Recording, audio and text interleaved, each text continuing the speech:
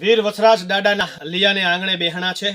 મને ભાઈશ્રીએ વાત કરી કે દાદાના બેહણા કેમ થયા, તો અહીંયા રબારી કુળમાં જેમનો જન્મ થયો પૂંજા હતા, એમને દાદા હરમાં આવતા અને ગાયુંને જેને કહેવાય કે દાદાએ પ્રાણ દીધા છે ગાયું માટે થઈ, એ ગાયુંને હાજી કરવા માટે થઈ દાદાએ પ્રાણ લીધેલો હું ગાયું અને દર્શન કરવા માટે અહીંયા લઈ જઈશ।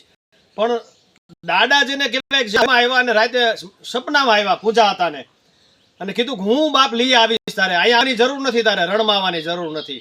આવા દાદાનું જેને કહેવાય કોમળ હૃદય અને દાદા આવ્યા છે, માણસો લીધા છે, વાત ખૂબ લાંબી છે સાહેબ।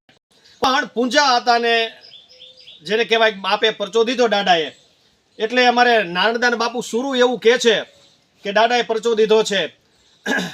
એજબેની બાન કોલ તે દીધો રે, આવો અદ્ભુત આવા શબ્દો છે એમ।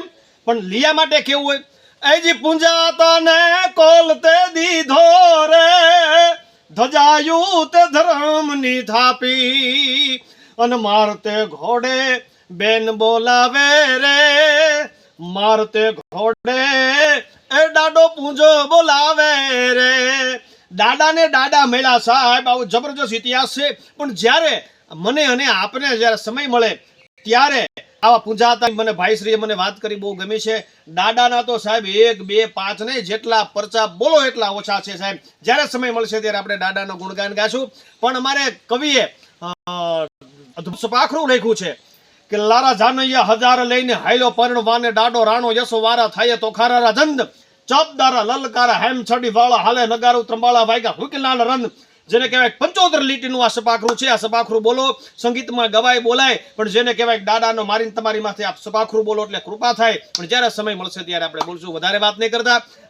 વીર વસરાજ દાદાના ચરણોમાં લાખ લાખ વંદન, હું દાદાના ચરણોમાં વંદન કરું છું અને બધા જ તમામ વ્યક્તિઓને વંદન કરું છું કિશોરદાન ગઢવીના। જય વીર વસરાજ, જય વીર વસરાજ, જય વીર વસરાજ।